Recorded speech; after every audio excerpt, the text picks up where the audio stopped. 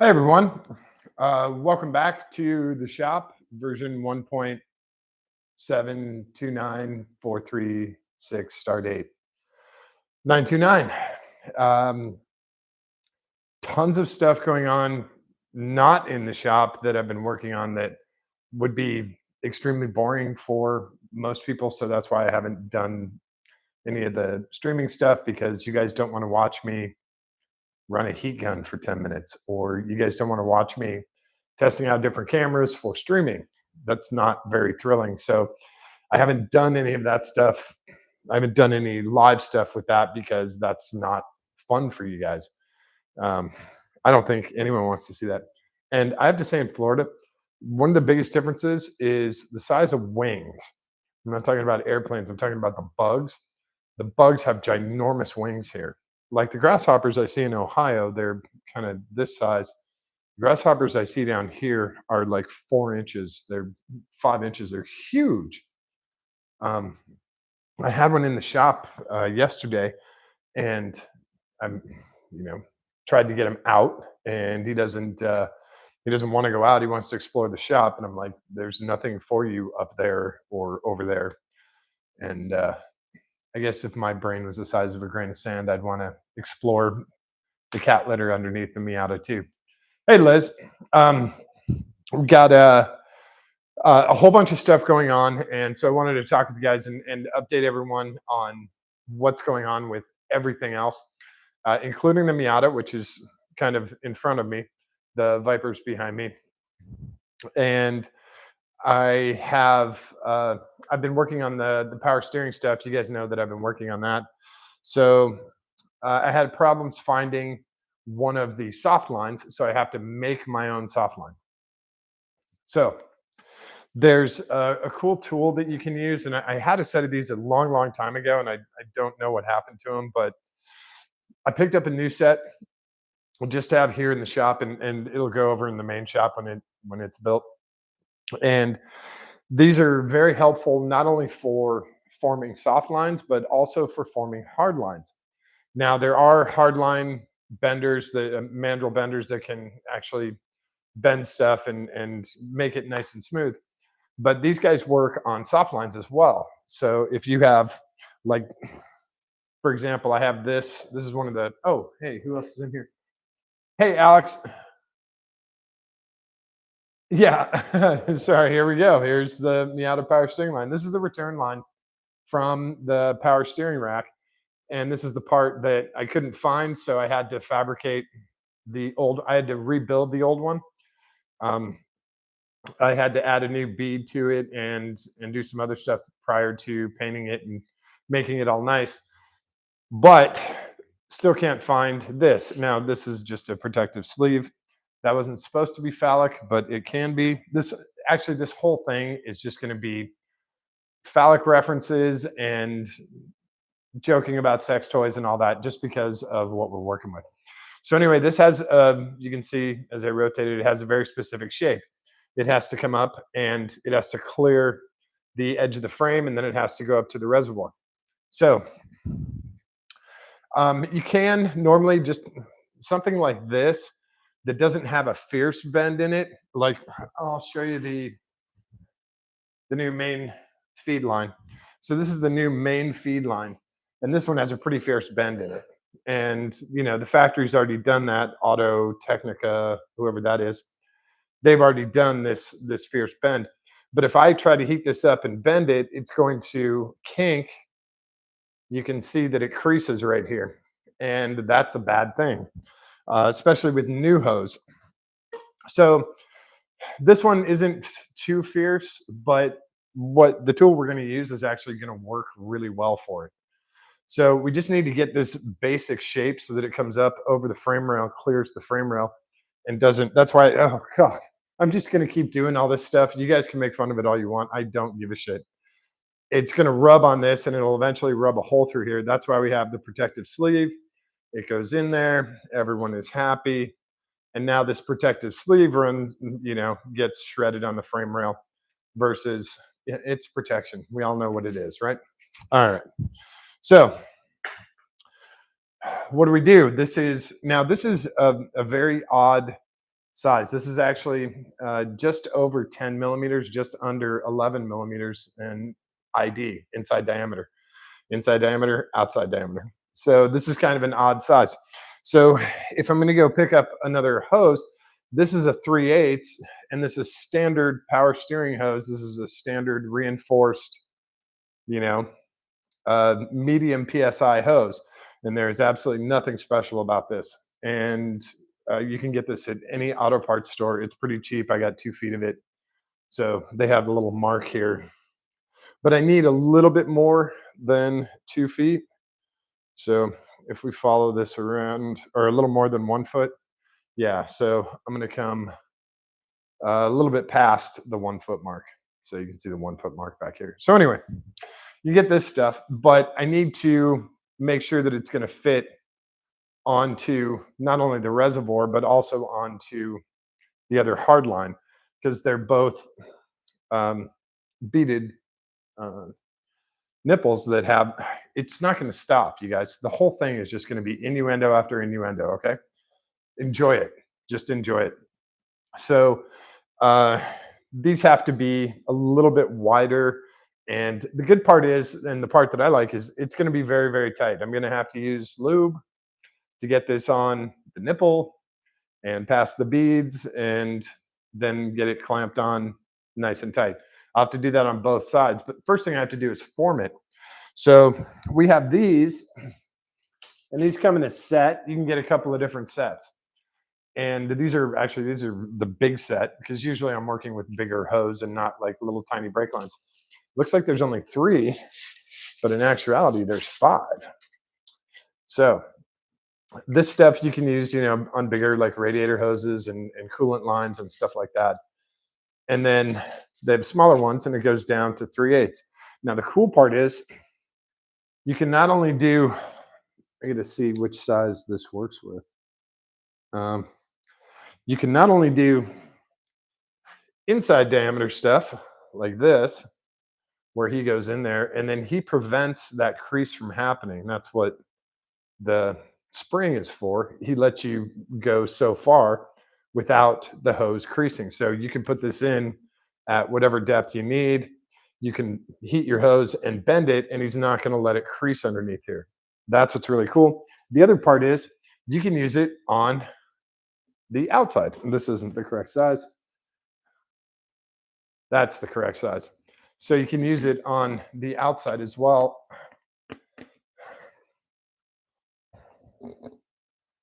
I'm trying to do this off camera, because all I'm going to get is a bunch of comments about, hey, look how tight of a fit that is. And, oh, yeah, you worked that in there. Never seen anything so hard so long. So now I'm on the outside, and I can form. Usually when you're doing it on the outside, you're forming a hard line. It's like I said, it's not going to stop. So you're doing like a brake line, or some other, a transcooler line, something like that, that you want to get a very specific shape on. And that's why you do this. The other tip, go a little bit past where you want. So if I want a perfect 180, I need to go like 185, because even after it gets hot, it's going to spring back slightly. So just go a little bit more, and you'll have a perfect whatever angle. And then whenever you're done, this thing will, I'm going to see if I can do this one-handed, but normally, even once it's formed, I should be able to pull it out of here. I can't do it one-handed. It's coming. Like I said, it's not going to stop. Hey, Brian. So hang on. Let me get a little better grip.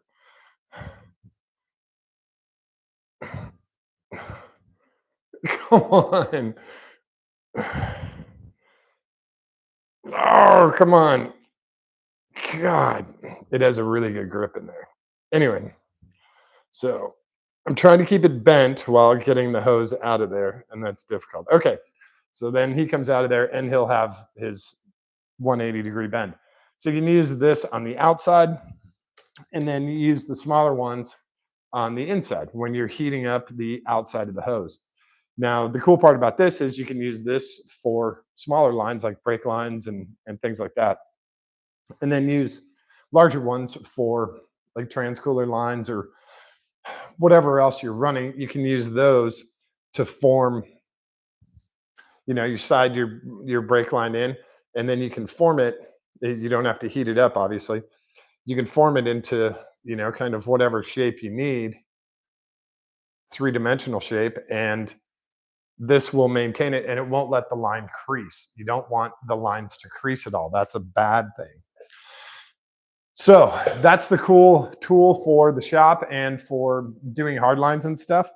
And if you're really good, you have experience with a little brother who is a drummer and you can do stuff like that. So, and the nice part is they store inside of each other like so. So you can actually just have two, and these sit in the toolbox tray very nicely. So those are cool tools. They're very handy, especially if you're fabricating a lot of lines. Now, normally I would not, I would get OEM lines, or I would get, like for brake lines, I would do stainless braided lines, and those are flexible, and you can sort of lock them in position that you want. If you're doing hard lines, you're going to want something like this. So set those over there. Oh, what time is it? Oh, is it that time already? I still haven't received a message from Rockstar. So, mm. So yeah, Brian, on the Teenage Mutant Ninja Turtles Miata, if you want to do custom hard lines like to the, uh, I know you guys don't have ABS on there, but to your brake bias module, you can use the little guy, and you don't need to use the whole thing. If you only need that much, if you only need 2 inches, sometimes all you need is 2 inches, right? So if you only need 2 inches, you can just use that and be like, oh, okay, well, I just need to bend that and then pull the line out, put your fitting on, flare it, and you're done. So you don't have to use this entire length. They just give you this length. And I actually, I want to say it's 14 inches long. I'll check really quick. If I knew how to work a measuring tape. Yeah, 13 3/4. So very handy for doing really nice lines. And if you have something like a ABS module where you have 4 lines going in, you can, that was a pretty good save, right? You can actually form each of them to the same, make them look really nice. It really helps. They're very flexible, very handy, all of that. So that's the cool tool. And we'll be doing this. Like I said, I didn't want to run heat gun stuff and have you guys stare at the heat gun while this is getting formed and my hands are burning and I'm trying to get the same shape as the original. So I apologize. I will show you the result once it's all completed.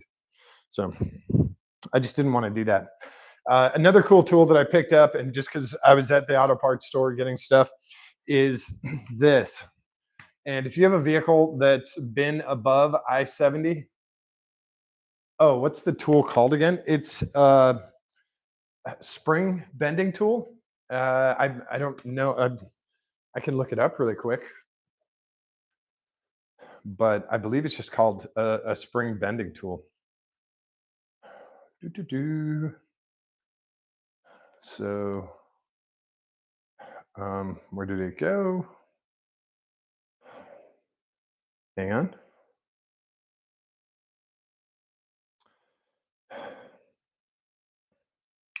Yeah, spring tubing benders kit.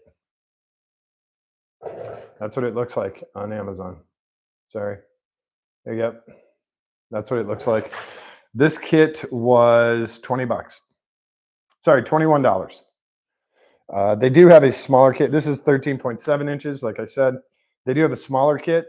So if you're doing, if you're not doing anything major, they have a 8 1/4 inch kit as well, and they're $10 and $21 respectively. So those are very, very, very handy, and they don't take up a lot of space, but they can really save you if you're trying to do, if someone has hose, but you need it to come up over a frame or, over a control arm or something, and you can't have it bend, or you notice a repair that was done that is crimped, you know, somebody was like, oh no, I'll just do it like that. You see that fierce crimp on there? That is going to stop flow. So now you have the way to correct it. You can actually put that tool in there and it'll prevent this from crimping. It'll actually, when you heat it up, it'll form to that shape. So you can still get that fierce angle just without the crimping. Yeah. Um, so the other tool, and this is for you guys who are, like I said, live above I-70. This is the rust dissolver, and this is the spray bottle. So I use this on screws and bolts that are factory bolts that are difficult to find. Ones with like washers that are stamped inside, so you can't take the washer off. Bizarro head bolt, tri head bolts or whatever. Just stuff that's hard to replace, or stuff you don't want to replace. You want to still keep it OEM, or you're going to replace it. You just haven't gotten the bolts yet. This stuff works really well. Take your bolts and punch them through a piece of cardboard, like an Amazon box. Like, here's an Amazon box. And you just punch holes and you put the bolts through there. Then you spray this stuff on. It's not going to get on your grass or get on your concrete or anything like that. Spray it on there. Let it do its job. Clean up your bolts as best you can. Brush them off and wipe them down, with some alcohol or with some acetone. Then use this stuff. And what it is it's actually a chemical reaction. It turns corrosion, rust, into something called magnetite. And magnetite is, it sort of, it's difficult to explain. Think of it as eating the oxygen away from rust. It sucks all the oxygen out of rust. So you're just left with hydrogen. And this stops the rust from continuing if you get it everywhere. Sometimes you won't get it in every single molecule and it'll keep going. But for the most part, you can use that. And when it changes it to magnetite, you can also paint it and it's a lot easier to clean up. So it's one of those things. There's a ton of parts on the Miata that are covered. I use a slightly different product that comes in a 5-gallon jug. It's called Corroseal, and just sprayed that.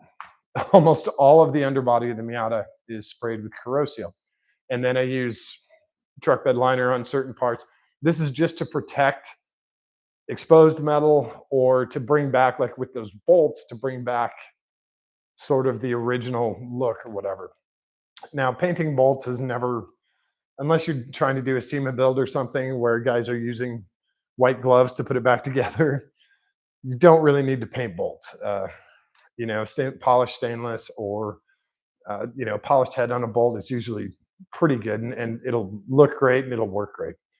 And then you can throw some clear coat on there to help with corrosion. We'll talk about clear coat in a minute. But if you're above I-70, that whole 30th parallel all the way across, your car's going to have corrosion on it. I don't care if you live in a state where they don't use salt, like Colorado, they use cinders. And, if you live near the ocean, whatever, you're going to have corrosion. So if you're trying to reuse those bolts, or, at least get another day out of them until your other bolts arrive, or until you get to the hardware store, that stuff works pretty well. It takes, it doesn't take very long to work. 70 degrees or above. I know everyone in Michigan and Ohio is laughing at me right now. Dissolve 10 to 30 minutes. Wait at least 1 hour before painting. So about an hour. And then whatever your paint cover is.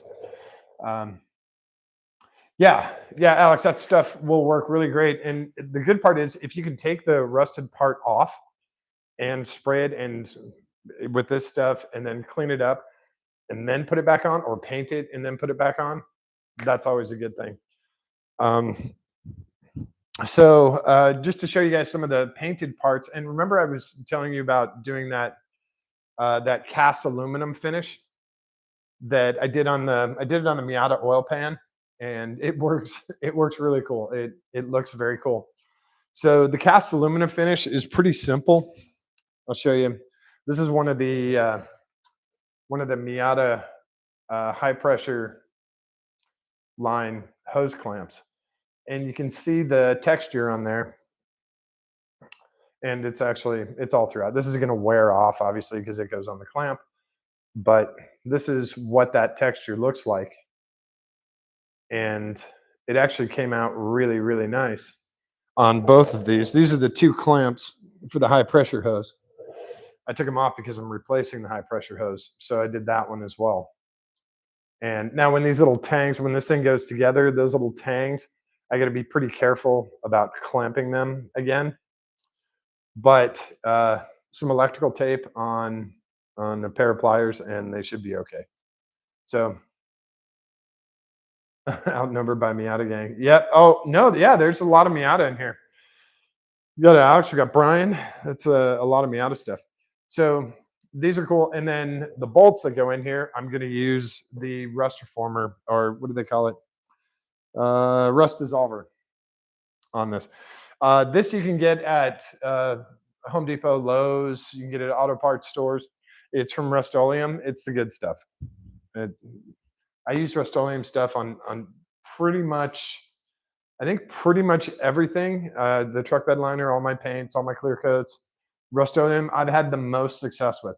You guys use whatever paint you want. I'm just telling you what I've had success with and what has worked for me. Doing stuff like this is also very important. These are the main brackets for the power steering rack, and these came out pretty nice too. They're, there's still some flaking and corrosion and stuff from just pitting. You can't, unless I have a sandblaster or bead blaster or whatever, it's going to be very difficult to get that stuff like absolutely perfectly clean. So I brushed it off as much as I could. 2 coats of self-etching primer, which works really well, and then 2 coats of paint.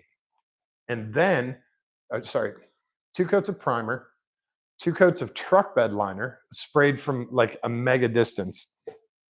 So if this is my part, like I'll just use it as a tire on the tire for an example. So this is a 15-inch wheel.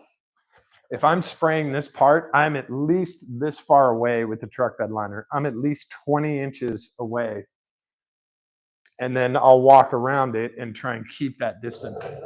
And the reason is it gives you a much better texture with the truck bed liner. It's hard for the camera. I don't know why the camera struggles to pick that up. But it looks like sand casting, right? It's like you just pulled it out of, it looks like a cast aluminum. So 2 coats of self-etching primer, 2 coats of truck bed liner. Now, truck bed liner dries very quickly, like 20 minutes, 15, 20 minutes, and then it's ready to go. Then I gave that a full overnight to dry. Then I come back with the silver spray paint. And it's a regular, just metallic silver spray paint from Rust-Oleum. And again, I will do the distance thing until I get the brightness level that I want. Like this one isn't very bright. If you want, you can get it like super silvery, but the further you are away, the less reflective it'll be. So, practice on a couple of pieces and check out the distance that you need to get that sand casted look. I wish it would focus. Anyway, that's how we do it. 2 coats of self-etching primer, cleaned up really, really well. 90% of painting is prep. So clean it up as best you can. Sand, brush, wipe down, acetone. 2 coats of self-etching primer, 2 coats of truck bed liner. Let all that fully dry, and then come back with 2 coats of paint, and then 48 hours for its enamel. So 48 hours for that enamel to dry. That's how we do it. And then on the high pressure lines that are actually on the steering rack, we have those here. These guys with my little hanger hooks, just from a regular clothes hanger. Now, these are, oh, stop and just lay down. These are a little different. I did not TBL these. This is just straight 2 coats of primer and 2 coats of the silver. And these have been drying for 48 hours. And again, I've got them super cleaned up. These had tons of corrosion all over them. And I tape off the fitting on the end because I need it to move around. And then when I take this off, it'll actually have that original zinc fitting on there. Now here comes a cool tip for everyone. Um, these haven't been clear coated yet. Nothing. I haven't done any clear coating on any of this stuff yet. So what we're going to do is on the rack, which is actually currently outside. It was drying in the sun all day today, and it really likes that. Okay, okay. So it looks okay on screen. Good. Yeah. Hey, Brian, Miatas are not a plague. They are fun. Anyway. So these are going to go on the steering rack, and then we'll do our 2 coats of clear coat. Now, Kevin, how come you're not just doing these in clear coat since they're apart and then put them on the car? There's a couple of reasons. There's actually just one reason, and that's protection. There's 2 reasons. It's protecting these fittings, which are zinc, and they can corrode very, very easily. And they're very susceptible to, everything that's on the road. These things are totally exposed the whole time. So we want to protect these. So the tape will come off, these guys will get installed, and then we will clear coat everything. Yes, it'll be a little difficult to get in here and get underneath, but we're going to have the majority of it clear coated. The other thing that it does is the threads on here. I mean, I can take this tape off now because we're done with it. And of course, there was a little power steering fluid left in there. You can tell the tape's all kind of gunky. So I'll clean up my hands in a minute here. But here's our zinc fitting, and he's got 150,000 miles on him. So when he goes into the power steering rack, he'll get tightened down to the factory tightness, factory torque, and he'll be in position. Now we're going to go through and we're going to clear coat the whole rack. And what that does is that also protects this. It'll give a little seal coating in here where the threads connect with the fitting in the steering rack. And that'll protect stuff from getting in there in between those threads. Now, you're thinking, well, the paint's going to make it harder to remove next time. It's actually going to be very easy to break it loose. And it'll be a lot easier to break it loose than if you have corrosion, gunk, garbage, dirt, sand, little chunks of the tire from the car in front of you. If you've ever been on track, you know what I'm talking about. The windshield, you come off and your windshield is just covered. Little chunks of hot rubber. They're like little rubber BBs, and they're just shot at you throughout the whole time you're on track. And you come in and you just have all these little rubber marks. It's like a rubber booger that someone just wiped on the windshield. So when it comes time to clear coating, I'm going to do 2 coats of clear coat after this guy's been installed in the rack. It's going to protect these threads, and it's also going to give me a little extra seal. So it's even though this is a flare fitting and it's metal to metal and it should be very tight, even with just finger tight and a quarter turn, it should be totally sealed. I mean, it's good enough for airplanes. Should be good enough for a Miata. We're going to give it a little extra just to help. And it also, like I said, it protects everything and it seals everything. It's very easy to break loose. The paint is not very strong, but it is a good sealant. So that's what we're going to be doing with these guys.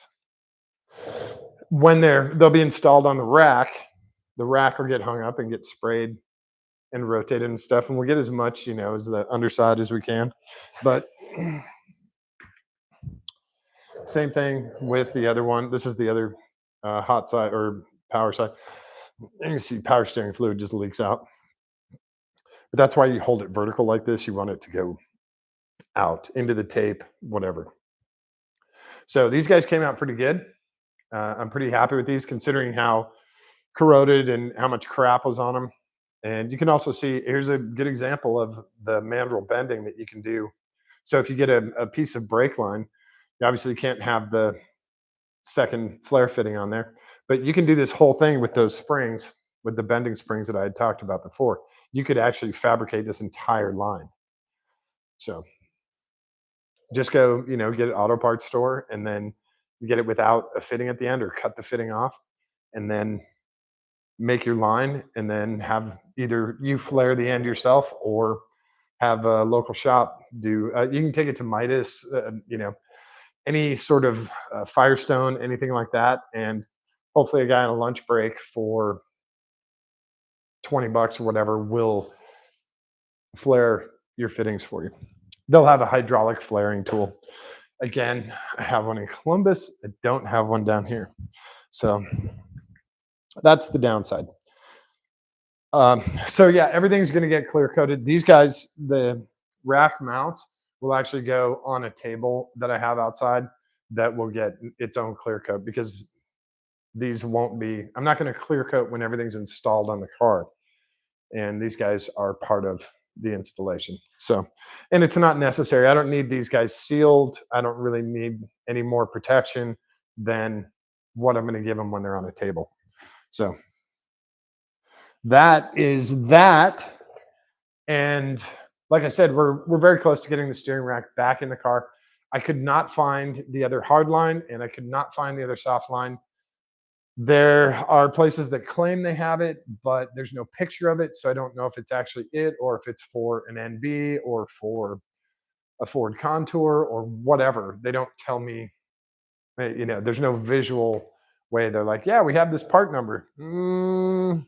I've heard that story before. Show me a picture and let me see something from someone else. Yeah, this fit perfect on my 97 Miata. When I hear that, then I buy your stuff. Until then, I'm going to be a little skeptical.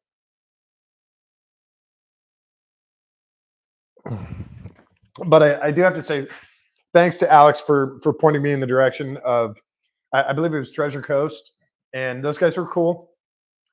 But they got back to me right away and said they couldn't help me out. They didn't have anything like that. They only had older or NC and ND stuff.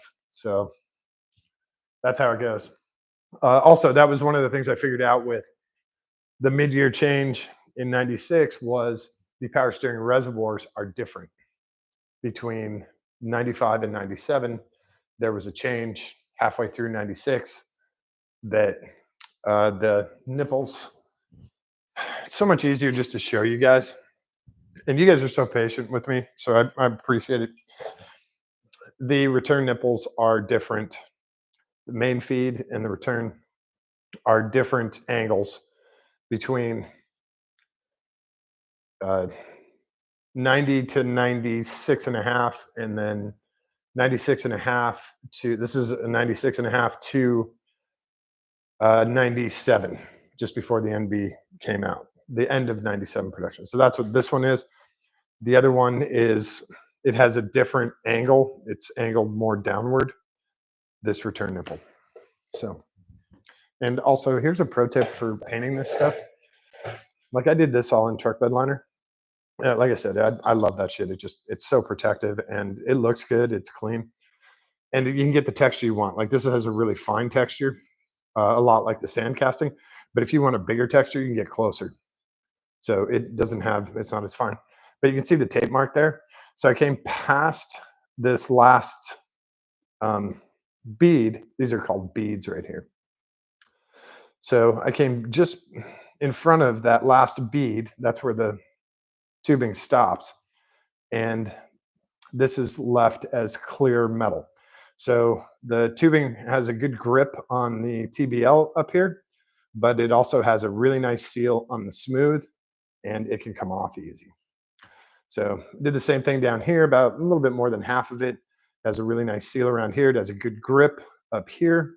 And you have the larger bead down here and the smaller bead. The smaller bead is basically a stop. When you put it together, it's like, nope, stop here. You don't have to do the tubing all the way up. So that's what the stopper's for. It also tells you how long to build the line. So if you're building lines like we were talking about oh, I only needed to come this far, or I only needed to come this far. I don't need it to go all the way up and around. So yeah, with this, and I've got stuff on my glasses. I apologize. It's actually very warm here for February, and it's warm in the shop. I should have opened the garage door or something like that, but I did not. So I apologize. Um, so yeah, that's it. The It's a lot of finish stuff, but the finishing stuff is important for longevity of the car and protecting it. Whether you're just out on the road, just Sunday cruising the Miata, or the motorcycle or the Viper or whatever, factories don't usually use great corrosion. They'll use the minimum corrosion because it's cheap. I hate to say that, but it saves them money. You know, you use the most basic corrosion, and that's what they use. You know, that covers their warranty, that covers customer satisfaction, all of that stuff. They don't use the good stuff. And also my method is absolutely not law. There's tons of other stuff to do out there. You can powder coat stuff, you can fully paint, um, you know, take it to a professional painter. You can electrostatic paint stuff. You can, I mean, there's a ton of different ways to do this. This is just the method that's worked for me for a long time. And dealing with Ohio and the corrosion and what happens up there to vehicles, this is what I've learned works. And going out on track with cars and finding what what stays put and what flakes off. That's all I'm giving you guys is what's worked for me. If you try it out and you hate it, try something different. What's the question, Brian? My Miata is a 96 and a half. So I figured out that because of the different power steering rack, I have a 96 and a half Miata, which makes power steering parts very difficult to score. It's still an NA, but it's not an NB, and that makes the steering stuff. They made a few different changes. I don't remember all of them. Darren at Midwest Miata gave me a list of the changes. I don't remember them all, but the steering was one of the changes they made. And that just makes it difficult to find parts because I can find the 94 steering rack hoses, the whole hose set, main feed, return, high pressure, all of those hoses I can get. I can get the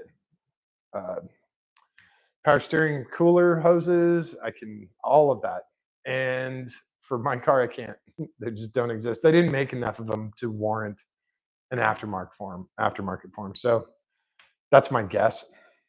You know, that's uh, that's how it goes. I'm not upset. It's frustrating when you're trying to find parts and everyone's like, "Oh no, call these guys. They work perfect."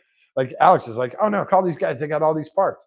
They do have a ton of parts. They have loads of parts. They don't have it for my specific vehicle. And then you call someone else and they don't have it either. And you're like, "Oh, damn it." Call someone else, California, North Dakota, you call all these places and they're like, "No, we don't have that." So it's kind of frustrating. Yeah, someone else might own a 96 Miata, or 96 and a half Miata that, has a roll bar and, and coilovers and rebuilt engine that does all this weird stuff that I'm doing. But I think that's going to be the minority versus the rest of the people who have a 93 Miata and, you know, they have they're replacing the soft top on it. And that's all they really want to see. And there's 100 videos on how to do the soft top. So that's okay. Uh, I am bummed. Last week I had a chance to, and you guys will appreciate this. I had a chance to buy a. It was an NB. It was a first year NB. I think it was a 98 or 99. It might have been a 99.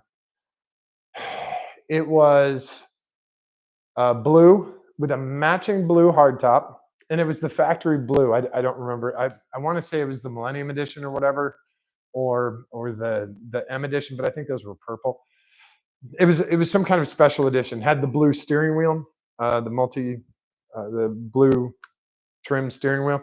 So it was whatever the blue version was for the NBs. Uh, oh, 10th anniversary? Yeah. Okay, so you like this. 10th anniversary had 120 on it, which seemed that 120,000 miles on a Miata is like 100,000 miles on a Cummins. You're like, I don't care. That doesn't phase me. I still have another 100,000 to go. Or I can rebuild it for $300. That's fine. You know, I'll take it and I'll get a spare engine and throw the new 1.8 in there. Here's the cool part. Number one, came with a matching hardtop. That's worth its weight in gold, literally. The Miata hardtops, ask any Miata guy. Miata hardtops are worth their weight in gold. They are 42 pounds, and yeah, they're worth just a ton of money. So this car, blue, 10th anniversary, all original, had a hundred plus on it. I want to say like 120. Didn't matter. It also had the cold side supercharger. Damn it! And I would have been very happy to buy the car, pull the cold side supercharger and piggyback ECU for it, put my Cerakoted 1.8 manifold on it, and sold the car. And it probably would have cost me next to nothing. I probably could have absolutely made my money back, gotten a free supercharger. The guy sold it about, I don't know, 10 minutes before I messaged him. And I was bummed. And it was less than $10,000. So I got a few of my buddies keeping an eye out. It was here in Florida. I got a few of my buddies keeping an eye out. Hopefully that guy gets frustrated with it or doesn't like the blue or whatever. And yeah, yeah, Alex, and I think Brian, you know about the cold side superchargers. They were it was a company that was a much older gentleman uh, did this kit, this cold side supercharger kit, and it was fantastic. It had a piggyback ECU, so you didn't have to do any tuning, which was great. It worked with the OEM ECU, and it was literally a bolt-on kit. The downside was, and you could do it in less than a weekend. You know, with two people, you could do it in probably a full day, maybe like a Saturday and Sunday. It was a very simple kit, but it worked and it worked great. It got your Miata over the 200 horsepower mark. So we're currently at like 125 with the 1.8. It was, yeah, 70 horsepower, 75 wheel horsepower. This thing was awesome. It was last year, the year before. The guy's like, I'm too old to keep doing this. And he closed. And no more cold side. It was literally the only company that was doing cold side superchargers. Everything else, all the Jackson racing and all that stuff you see, that'll be on hot side over by the exhaust because that's where there's a ton of room. There isn't actually a ton of room on the cold side where the manifold is. This guy designed a really great system. It had proven itself. Tons of people, they absolutely loved it because there wasn't any tuning. You didn't have to do a mega squirt. You didn't have to do a Haltech. You had literally a piggyback ECU, and it only called on the piggyback whenever the supercharger was engaged. So for me, that would have been pretty much the whole time. But that was a huge score. Plus, with it being a 10th anniversary with the hardtop, it would have, like I said, I could have pulled those parts off, put the original parts back on, and it would have sold for the same price literally immediately. So yeah, yeah, those kits are really good. I did a ton of research on them when I was doing my first Miata engine rebuild. I'm like, how do we get? I mean, 120, 125 is great. How do we get to the 200 horsepower mark? I'd like to do something, maybe a turbo setup, or I'm not really fond of the lag of turbos, but turbos could work. How about a supercharger?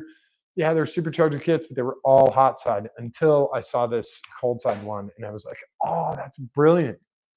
So yeah, but they were very expensive. They were $7,000 for the full kit. That included every nut and bolt, everything that you needed to make it happen. and yeah, um, they're extinct now. Well, I shouldn't say they're extinct. They're extremely hard to find. They are unicorns. No, I know your car's turbo, and I know you have a great time with it. So I'm not dissing turbos at all. Turbos absolutely have their place.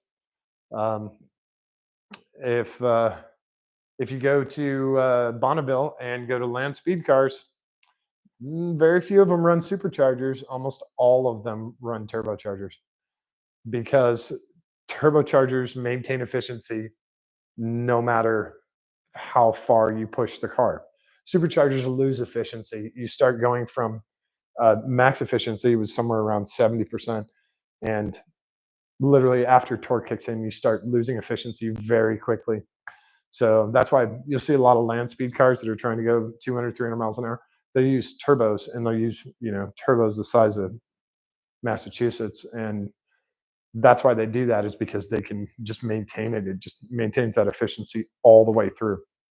So there's fun engine stuff for you. And I keep scratching my ankles. We have these things in Florida called no-see-ums, and I was out by the pool earlier, and the no-see-ums, they're like mosquitoes, but they're very, very, very, very tiny, and they get through the screens.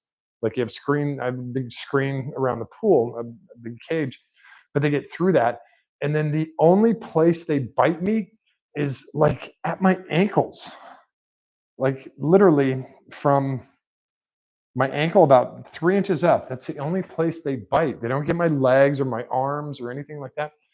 They just bite my ankles, and I've been scratching this thing for an hour.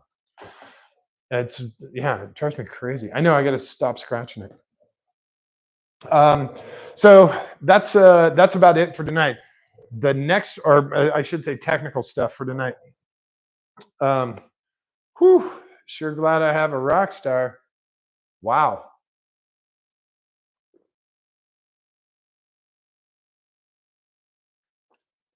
It'd be a shame if I ran out. Anyway, uh, the other thing, and I talked about this a little bit on Facebook Live and Instagram Live this afternoon. I've had a lot of requests from a lot of you guys and from people who don't speak up or hop in the chat. I've gotten messages from people, and I got a couple of emails.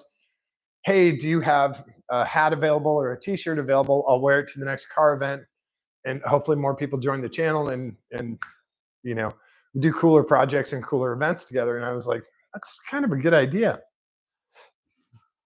My difficulty is it's I don't want to spend the entire day boxing stuff up and sending stuff out. So that's why I'm a little bit hesitant. It's also very expensive.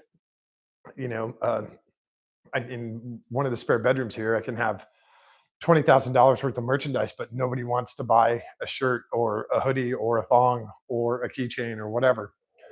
Um,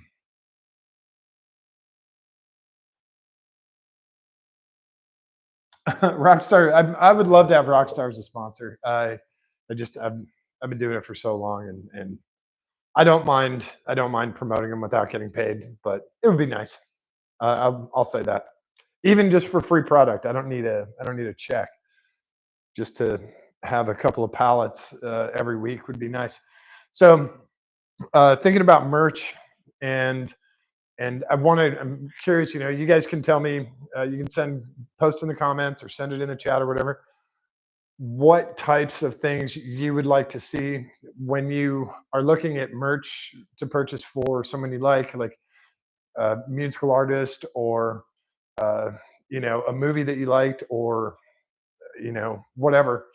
What's the first thing you go to? Do you go to a t-shirt? Do you go to a hat? Do you go to something super cheap? Do you go to the keychain, or do you go to the breakfast cereal, or what do you guys go to? What's the like what are the first like one or two things that you look at?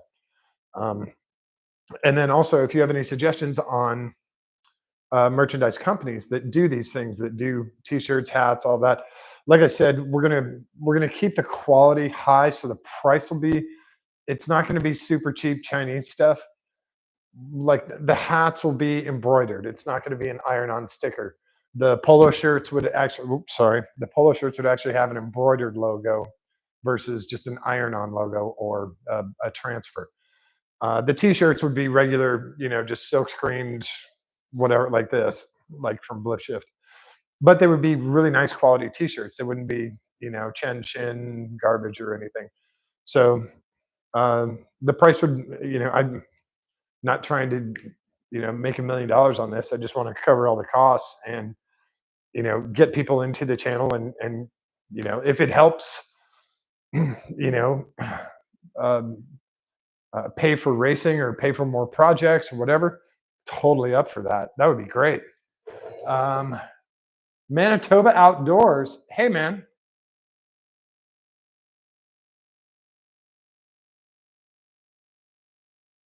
Uh, Look at your shirt. It's the internet. I thought it was funny. Seriously, no disrespect.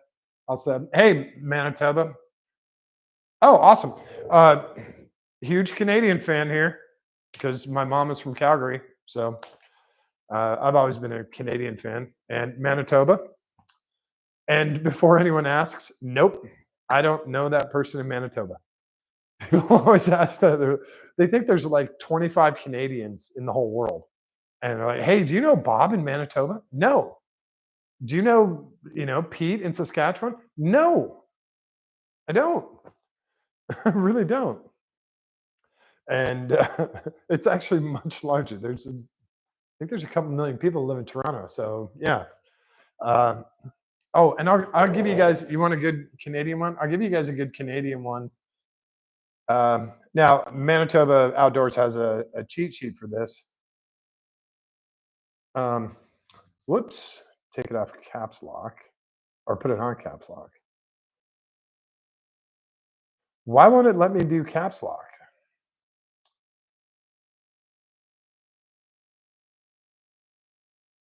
They always make this harder than it should be. So there we go. See if you guys can, the non-Canadians can figure that out. Um, yeah, Canada's awesome, man. I have my cousin still lives up there in British Columbia, outside of Kelowna, and I love Edmonton and Calgary. And my parents used to teach skiing at Grey Rocks, so that's over in Quebec. And yeah, um, I'm obviously a hockey fan too, so the Canadian people are awesome. I don't want to be cold. I wish Canada was like further south. That would be cool. Um, so yeah, trying to figure out what merch to do and stuff you guys like. A 2000 special edition, cool, cool. Yeah, people are like, "Hey, what's your favorite Miata?" I'm like, "Yeah, I don't mind the NCs. I know they're big, but I think you get the extra horsepower, and I still think they handle great. They look great. Same thing with the NDs. I had a student at an event who had one of the Track Pack NDs, and it was awesome. Seriously, it was a factory car. It handled great, and it was great throughout the day. He had literally done no modifications to the car other than different tires, and the thing was awesome. So NA, with my NA, I will always have fun in that. Is it a 640 horsepower monster? No. Am I doing 200 miles an hour in it? No. Am I having fun? Oh yeah. Oh yeah. So same thing with the NBs. My friend Brian DePaul has an NB that he tracks hardcore. Things are awesome. They're a lot of fun. If you can't have fun in a Miata, you are not a car person. Sorry, that's the law. Yeah. Oh yeah. Yeah. Way more Miata guys in here now, or I should say people. We're not sexist. Um. Uh. Yeah. No. We're That whole Gulf of Mexico, Gulf of America thing is so, to me, is so comedic. I find so much fun in it. Um, yeah, if you can't have fun in a Miata, then maybe think about another hobby like collecting stamps or you know vacuuming driveways, stuff like that. There's not I mean, the thrill. Okay, so yes, this car is going to blast past you on the straightaway. It will absolutely rocket launch right past you. But guess what? When I'm in that car and I'm coming into China Beach, no, it's not a beach anymore. Coming into turn 6, turn 5 at Mid Ohio, I have to brake at the 3. I have to brake so early. And what happens when I brake? I hammer on those brakes. I watch 2 Miatas go right past me because they get to brake at the 1. And so I'm still slowing down 3,200 pounds. They're slowing down 2,400 pounds. They can do it at a way later point, and they will jam me in every single corner. Every single corner. Oh, no, don't get me wrong. I'll wave when I pass them on the straights. But the next corner, I promise you that Miata is going right past me. Yeah, and you can put me in this, and you can put Michael Schumacher in the Miata. He'll walk me all day long. I bet you he laps me in half an hour. So yeah, there's if you can't have fun in a Miata, and you know what? Don't believe me. Go ask Leno. Leno said it a bunch of times. Best car at the time, it was best car at 5 grand, and it was Miata. And ask him today, what's the best car under 10 grand? Best used car under 10 grand? He'll tell you the Miata. Absolutely. Yep. And I'll agree with him. It's so much fun. They're easy to maintain. Parts are cheap. I'm 6'1". I fit in there even with the roof on and a helmet. So they're fun. They're fun cars. Oh yeah, yeah. And the C8s, they have what, a dozen computers in there helping you, the person, whatever, the boomer, stay on track. They're controlling the brakes and throttle response and all that stuff. And the guy in the Miata is driving by wire, and he's coming in and he's braking at the 1. And the C8 guy's braking at the 3, even with all the computers and in track mode and all of that stuff. This is how it works with Miatas. I mean, yeah. There's a guy in Ohio, a couple guys like guy used to drive with me, Nolan Feathers. He'll absolutely smoke me. Justin Hilly, he'll smoke both Nolan and I. He's that good in a Miata. Yeah, thanks, Manitoba. We'll definitely see you back. We'll be doing more Miata stuff once the paint is dried and putting the steering rack back on. So, love to have you back, Ben. And let's see. Liz got the anagram. Good job. Good job. Yeah, I learned that one a very, very long time ago. My mom taught me that anagram. Bass smoke. Um, you can actually, I think you do bass smoking now because you include Newfoundland. So that's bass smoke. For those that don't know, bass smoke is British Columbia, Alberta, Saskatchewan, Manitoba, Ontario, Quebec, Newfoundland. That's Canadian provinces. So that's what bass smoke is. That's how you remember them. And yeah, so merch, I'll figure it out. I won't do crap. I promise I'm not doing crap. But I'm also not going to do F1 level, $250 polo shirts that say Kev Shop. No, I'm not doing that. I saw that at Daytona too. They had a golf shirt that was $200, and all it said was 24 hours of Daytona 2025 on it. It wasn't even really that good looking. It was, the Daytona green. And I was like, no, I'd love to have a golf shirt like that with a collar and it was nice. Not for $200. So it won't be anything egregious like that. And it won't be $5 and you wash it twice and it has a huge hole right here. So yeah, won't be that. Zip up windbreakers. Okay. So just like a super light jacket or something waterproof, because usually when you're at the track, you have your race suit and you don't want it to get wet, or you just have your regular street clothes and you're like, oh, damn it, it's starting to rain. Yeah. But you don't need a full live in Seattle, raincoat on. Yeah, I'm with you on that. I'll look for that. Like I said, I'm looking at these different companies. So when I find the company, I'll see, what sort of products they offer. Because there's a lot of stuff out there that I don't have any use for, like, pencil sharpeners and mouse pads and stuff like that. So those folks, that's great. They offer that, but that's not really what like I'm into or what you guys are into. So, keychains, uh, t-shirts, hats, the stuff you see at the track, the stuff that you see in shops, that's the stuff we're gonna go for, not you know, uh, Hello Kitty branded stuff. So yeah, we don't really need that. Um, by the way, do you know that Hello Kitty is not Japanese? She's actually English. Sorry to burst a bunch of anime bubbles there, but yeah. So yeah, that's about it for tonight. Thank you guys for hanging out tonight. I really appreciate it. Hopefully, there was a little bit of information. Although we're not doing any physical stuff, we are just sitting here watching paint dry, and it can be kind of entertaining, or at least informative. Um, we'll do a lot more Miata stuff later this week when the parts are dry. So that everything will get clear coated tomorrow. It'll get assembled and get clear coated tomorrow. Everything will be dry by then, and we can then get the steering rack back in. I'll show you guys the new hose and the shape of it and all that stuff back in there, along with our high pressure hose, which we have on the bench.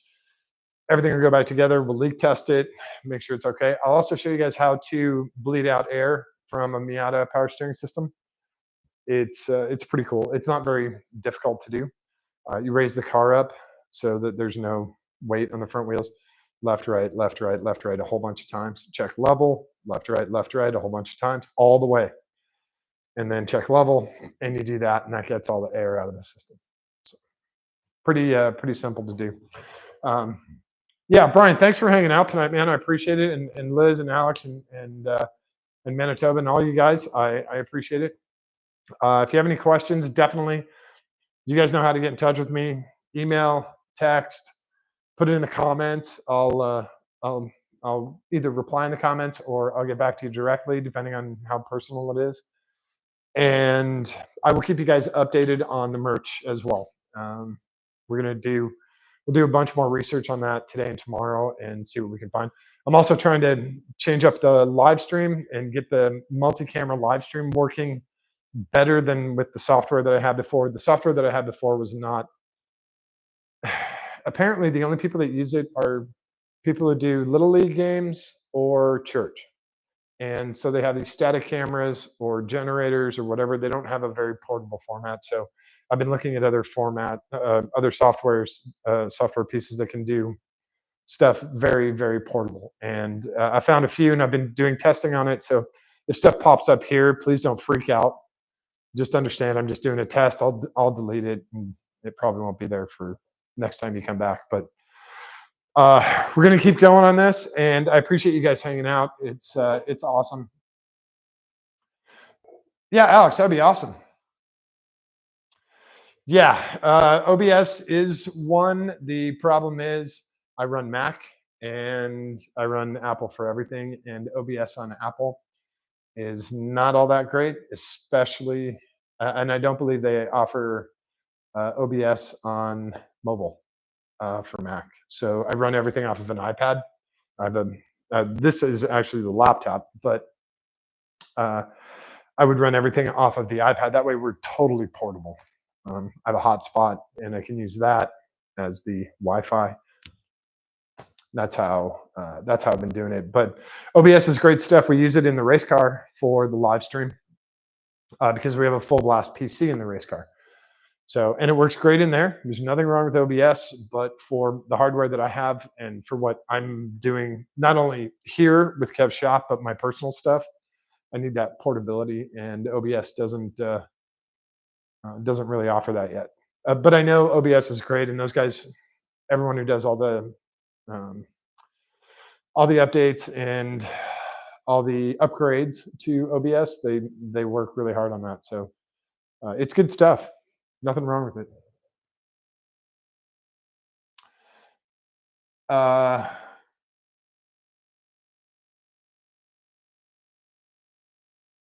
yeah, Liz, that's awesome. I saw that you got promoted.